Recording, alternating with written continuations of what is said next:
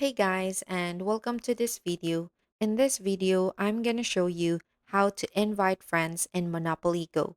So without further ado, let's get straight into it. So first open the Monopoly Go and make sure you're logged into your account. And then navigate to the bottom right corner of the screen and tap on the friends icon here. And from here, you will see the friends and family screen pop up. And at the top of the screen, just make sure to select the Add Friends tab here.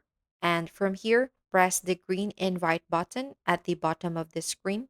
And you will now have two options for inviting friends here. So you can invite friends directly from your Facebook contacts, or you can generate a unique link to share with others.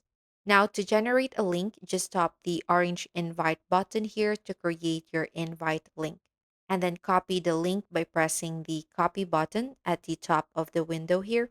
And then you can now share the link via your preferred method, such as through Messenger, WhatsApp, or email.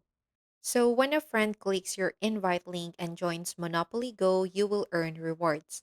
And the rewards include for one friend, you will get 20 dice. And if you got three friends, you will have 60 dice. And for six friends, you will have 100 dice. And if you got 10 friends, then you will get 150 dice and Mr. Monopoly token.